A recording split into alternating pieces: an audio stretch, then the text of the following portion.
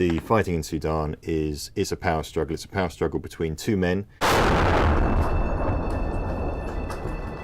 One is Abdel Fattah al-Burhan. He's the general who has been head of the Sudanese armed forces for the past few years, and he's also basically the leader of the country. He looks pretty much like a guy who's trying to ensconce himself as a dictator for life. The other guy is Mohammed Hamdan Dagalo, popularly known as Hemeti. He calls himself Hemeti. Everybody calls him Hemeti. He is the leader of the Rapid Support Forces, which is a vast and extremely powerful militia group that is importantly outside the command of the regular armed forces, and that's allowed Hemeti to make himself power broker in his own right. He controls a large chunk of the economy, especially the gold trade, and he is effectively, or he was, until this fighting started, Burhan's effective deputy, the effective vice president. But it's pretty clear his end goal is to be the indisputed ruler of Sudan as well. So basically what you've got is a fight to the death, it looks like, between two men who've basically decided there's only room for one of them in Khartoum and in Sudan. So the Rapid Support Forces grew out of what was called the Janjaweed militia, and they were pro-government militias, mostly raised to suppress an uprising in Darfur, which turned into a huge and very, very bloody war in the 2000s. Hemeti was one of the commanders of the Janjaweed. And to kind of understand how we got to today, you have to go back to 2013 when the dictator of Sudan, a guy called Omar Bashir, took these Janjaweed guys and reformed them. He made Mr. Hemeti a lieutenant general, and he made them answerable directly to himself. Fast forward to 2019, when you get a huge, basically a massive civilian uprising, pro-democracy protests in Khartoum. Hemeti did a deal with al-Burhan then.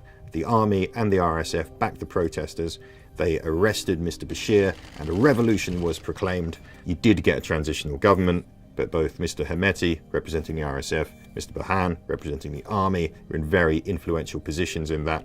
And then 2021, they do a full coup of their own and basically put themselves in charge of the country.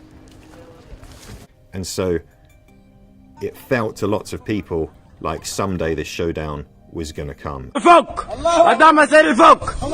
So the trigger for conflict, it's a little bit complicated. The immediate trigger was this discussion of something that diplomats call security sector reform. Basically, security sector reform is how do you get the army out of politics and how do you defang the RSF. Now, part of this is that the RSF should be folded into the regular armed forces. The regular armed forces become led by a civilian government, like in any other country. General al-Burhan wanted that done quickly. He wanted them folded into the regular armed forces in 2 years. Hemeti said, no. It's a very big job, 10-year timetable. And as this dispute escalated, you began to see troops being moved around Khartoum. The army blamed the RSF for massing troops near an airbase near Khartoum. And then, bang, overnight on Friday, Saturday morning, the fighting began. Having conversations with people in Khartoum over the phone, there's no way to downplay the horror of what is happening. The reports are consistent as well. If you go out in the streets, you're quite likely to get shot. No one seems to care whether they're shooting at a civilian. The Rapid Support Forces in particular have begun taking over buildings, guys coming into houses, pointing machine guns at them, at the owners, the occupiers, the caretakers. A lot of reports actually of rape and sexual violence. So sheer lawlessness in the streets of Khartoum. And then you've got a huge amount of international diplomacy going on. You've got different states competing for influence in Sudan. And of course, that's true. It's rich. It's got a lot of resources. It's in a really important part of Africa. So Sudan is a great prize.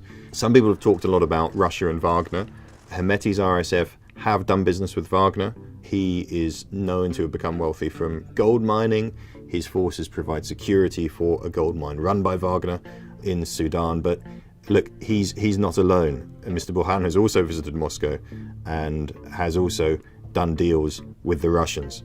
So I would be wary of drawing a conclusion that one side is backed perhaps by Russia and the other side is backed by the West. I think actually if you look at the behavior of all the outside players here, they tend to hedge their bets. They don't want to back the losing horse, and it's not entirely clear which the losing horse is going to be yet.